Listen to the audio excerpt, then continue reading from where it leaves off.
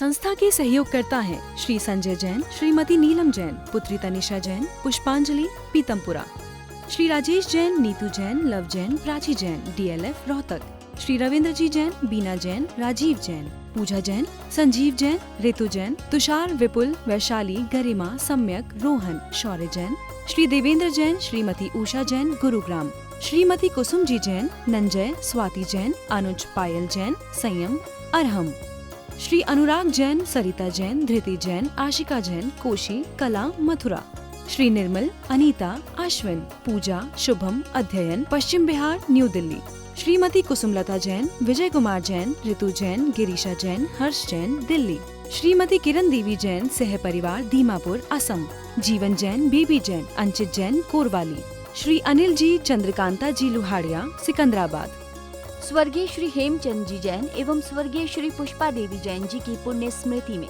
पुत्र एवं पुत्रवधू श्री आनंद जैन, श्रीमती सुधा जैन, पौत्र एवं पौत्रवधू विवेक जैन, पालजी जैन, गौरव जैन, श्रुति जैन, पड़पौत्र एवं पड़पौत्री आर्जव जैन, प्रयाण, सुभाष चंद्र जैन, पत्नी उमा रानी जैन, सहारनपुर, दिनेश चंद जैन, मीनाक्षी जैन, भावनगर, भरतेश जैन, मालिनी जैन, कोलकाता, पराग जैन, प्रीति जैन, मुंबई, पंकज जैन, निधि जैन, सहारनपुर, पौत्र पुण्य जैन, सम्यक जैन, पूज्य जैन, संभव जैन, देवांश जैन, पवित्र जैन, पौत्री संस्कृति जैन, बोधि जैन, सुदीप कुमार जैन, श्रीमती रेणु जैन, सुप्रभ जैन, मुस्कान जैन। कुदरत को नापसंद है, कुदरत को नापसंद है शक्ति जवान में, इसीलिए तो नहीं दी हड्डी जुबान में। कुदरत को नापसंद है शक्ति जवान में, इसीलिए तो नहीं दी हड्डी जुबान में। आदमी अच्छा बोले, अच्छा सोचे, अच्छा जिए तो उसकी ज़िंदगी सुंदर होती है। ज़िंदगी सुंदर ही नहीं होती है, वो स्वयं भी एक आदर्श हो जाता है जीवन में। हमें अच्छे कार्यों में, हमारे आचार्यों ने भी तो यही कहा है कि दुष्कृति मत करना, प्रमादचर्या मत करना। प्रमादचर्या का क्या है? बहुत अच्छी बात हम आलोचना में पढ़ते हैं कि हमने प्रमाद करके बहुत सारे पापों को किया है। क्योंकि प्रमाद क्या है? जीवन में अच्छे कामों में उत्साह ना होना प्रमाद है। 5 इंद्रियों को बस में नहीं करना और कसायों को करना और विकथा करना, स्नेह आदि रखना, यही सब तो प्रमाद है। जीवन में यदि हम प्रमाद से बच जाएं तो ये जीवन भी सुधर जाएगा और अगला जब जीवन भी सुधर जाएगा। जो कठोर होता है, जो अहंकारी होता है, वो टूट जाता है। जो मृदु होता है वो जीवन में सम्मान पाता है। अच्छे कार्यों में, आत्म कल्याण के कार्यों में हमारा उत्साह नहीं रहता है। कोई कहे मंदिर चले जाओ, बोले क्या मंदिर रोज रोज भी जाना। किसी से कहो रात्रि भोजन मत करना, बोले अरे रात में ही तो खाने में आनंद आता है।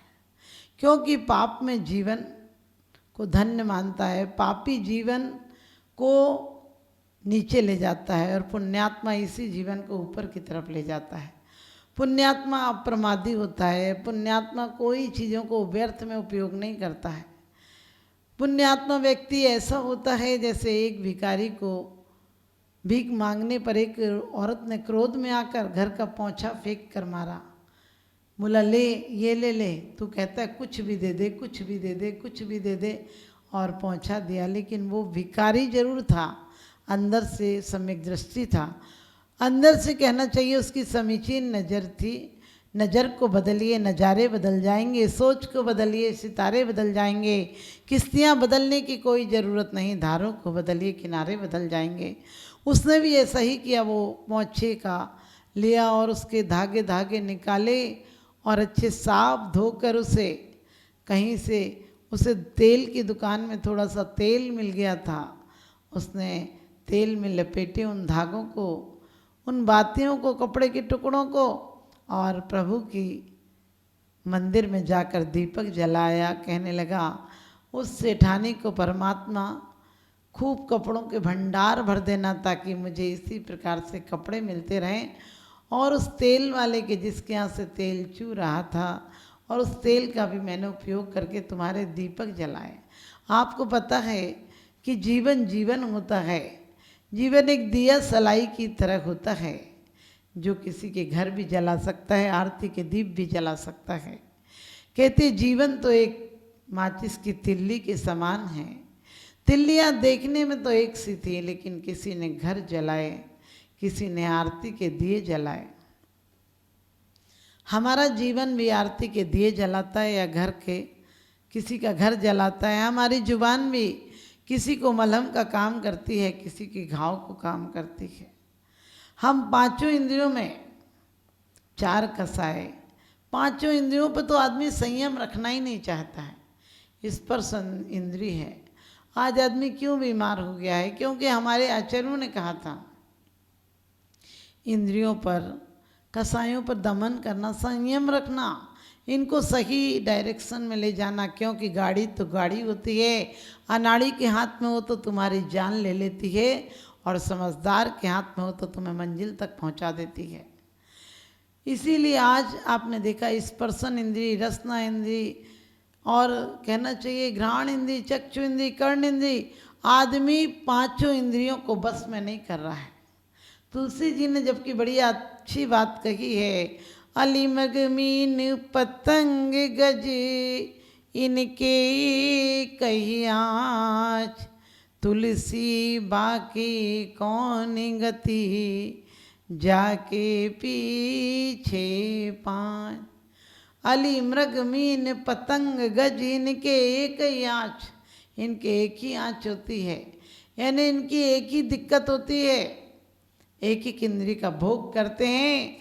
लेकिन तुलसी जी कहते हैं तुलसी बाकी कौन गति जाके पीछे पाँच। आज आदमी जरा भी संयमित नहीं रहना चाहता, और उसके कारण अपनी पांचों इंद्रियों को कहते हैं वे लगाम घोड़ों की तरह छोड़ रखा है। और पांचों इंद्रिय की हालत उस तरह से हो गई जैसे कि कोई पांच तरफ बैलगाड़ियों में, एक बैलगाड़ी में जगह जगह हर दिशा में यदि बैल जुते हों और सब अपनी अपनी तरफ खींचेंगे तो बैलगाड़ी की क्या दशा होगी। बैलगाड़ी कहीं पहुंचेगी नहीं, बल्कि बैठने वाला जरूर मरेगा। आज हमारी स्पर्शन इंद्री भी चुनाव नहीं कर पाती है। ठंडा चाहिए, गर्मी में गर्म चाहिए। लोग कहते हैं परमात्मा बहुत गर्मी कर देता है। मैंने कहा एसी लगाने का किसने कहा था? जब एसी की गर्मी बाहर जाएगी और हर घर में एसी होगा तो दुनिया तो गर्म अपने आप हो जाएगी। और दुनिया में गर्मी हो जाएगी तो तुम्हारे दिलो दिमाग में भी गर्मी हो जाएगी। तुम्हारे दिल और दिमाग में गर्मी रहेगी तो तुम एक कवि संत नहीं बन सकते हो, सच्चे श्रावक नहीं बन सकते हो। और इतना ही नहीं कि आप सिर्फ गर्मी सर्दी से, सर्दी में भी कहते हैं हाय सर्दी हाय सर्दी, गर्मी में कहते हो हाय गर्मी। बरसात हो जाए बोले सूरज ने निकलना चाहिए, धूप आनी चाहिए। अरे परमात्मा तुम जैसों की क्या क्या करेगा, क्या क्या पूर्ति करेगा। परमात्मा तो कहता है धर्मात्मा वो है जो चाहे सुख में हो, चाहे दुख में हो, चाहे वन में हो, चाहे भवन में हो, और चाहे इष्ट में हो, चाहे अनिष्ट में हो, वन उपवन प्रसाद कुटी में नहीं खेद नहीं ममता हो। ऐसा जीवन उसका होता है। अपने जरा सी लाइट नहीं आए तो दिक्कत, मोबाइल चार्ज नहीं हो तो दिक्कत, गाड़ी ठीक से नहीं चले तो दिक्कत, आपको कोई जय जिनेंद्र नहीं करे तो दिक्कत, जय जिनेंद्र कर ले तो दिक्कत। क्योंकि तुम्हारा दिमाग परेशान है, इसलिए तुम्हें हर चीज़ परेशान का सबब बन जाती है। आपने देखा होगा कोई आपको जय जिनेंद्र कर ले, बोले कोई मतलब होगा तभी कर रहा है, और कोई जय जिनेंद्र नहीं करे बोले अपने आप को समझता क्या है। और कोई कर भी ले मान लो और आप भी कर लो तो आप ऐसे एहसान में करते हो गरीब आदमी को जय जिनेंद्र जैसे कि आपको कोई बहुत भारी बोझ उठाना पड़ रहा है। अरे सबसे इंसान की तरह मिलो। और हमारे आचार्य तो कहते हैं कि एक इंद्रिय में भी परमात्मा देखो। कई तीर्थंकरों के बारे में आता है, कई महापुरुषों के बारे में आता है कि पूर्व जन्म में एक इंद्रिय आदि पर्यायों को जिन्होंने प्राप्त किया है आज वो सिद्ध बन गए। तुम भी यदि किसी एक इंद्रिय की भी अवहेलना करते हो, कहा है कि त्रिहिंसा को त्याग वृथा था वर्ण संगारे। त्रिहिंसा का तो त्याग करे लेकिन व्यर्थ में स्थावर का घात भी न करे। आज आदमी स्पर्शन इंद्रिय के लिए, ठंडाई के लिए, ठंडी चीज़ों के लिए कितना कितना उपयोग कर रहा, कितना जल बहा रहा है। एक बाल्टी में नहा सकता है लेकिन 10 बाल्टी पानी डाल देता है। पहले लोग पानी भी सिर पर लाते थे, पानी की मर्यादा थी, पानी का बहुमान था, इसलिए वाणी में बहुमान था। दादी जी, माँ जी, बहन जी, देवर जी, जेठ जी, सबको जी जी बुलाती थी। आजकल पति को भी ऐसे बुलाती जैसे कुत्ते को बुला रही, डायरेक्ट नाम लेती है। पहले बच्चों के नाम से तो बुलाते थे कि उसके पापा आ जाओ, उसके पिताजी आ जाओ। ननद से पूछते थे आपके भैया कहाँ, आज तो ऐसे बुलाता है जैसे कि बस उसके अलावा कोई हो ही नहीं। जबकि रामचंद्र जी लंका गए तो उन्होंने यही कहा था, महामंडल भगनी कहाँ है। उन्होंने कई बार कहते थे जनक नंदिनी, यानी जनक की बेटी। बाप को कितना सम्मान दिया जाता था, सोच कर देखना। पृथ्वी का है आज, कितना पृथ्वी का व्यर्थ में खोद करा देते हैं आप, व्यर्थ में पत्थर तोड़वा रहे हैं, पहाड़ों को नष्ट कर रहे हैं और हरियाली नष्ट कर रहे हैं। लोग सड़क बनाने के लिए पेड़ों को कटवा देते हैं। अरे पेड़ तो, सड़क तो सकड़ी सड़क में भी जा सकता था, माना चलो सड़क बनवाना है, लेकिन कम से कम ऐसी ऐसी मशीनीकरण हो गया कि उन पेड़ों को कहीं और तो लगवा दो, ताकि पर्यावरण अपना संतुलन बना के रख सके, ताकि तुम्हारे घर बरसात, तुम्हारे भारत में बरसात समय पर आ सके। क्योंकि जितने ऊंचे वृक्ष होते हैं उतना आपको पता है कि पानी ज़्यादा बरसता है। आज हमने सारी पृथ्वी के करीब करीब 25% वृक्ष खत्म कर दिए।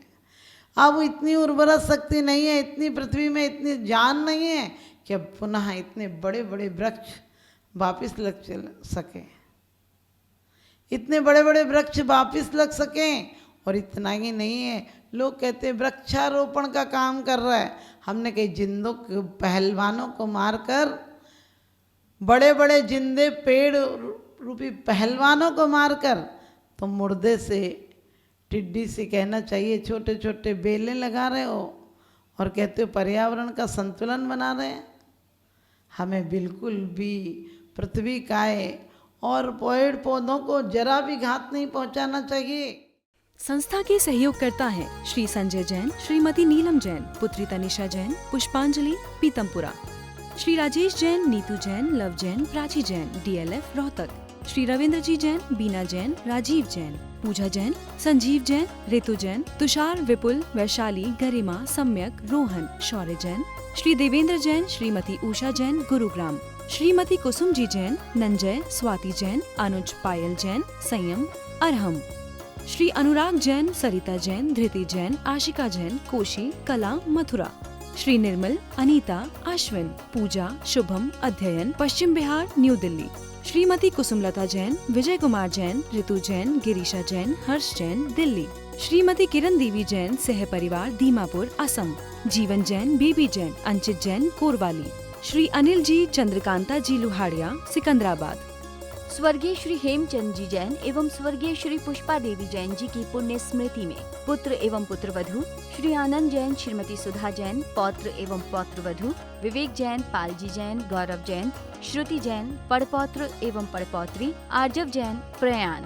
सुभाष चंद्र जैन, पत्नी उमा रानी जैन, सहारनपुर। दिनेश चंद्र जैन, मीनाक्षी जैन, भावनगर। भरतेश जैन, मालिनी जैन, कोलकाता।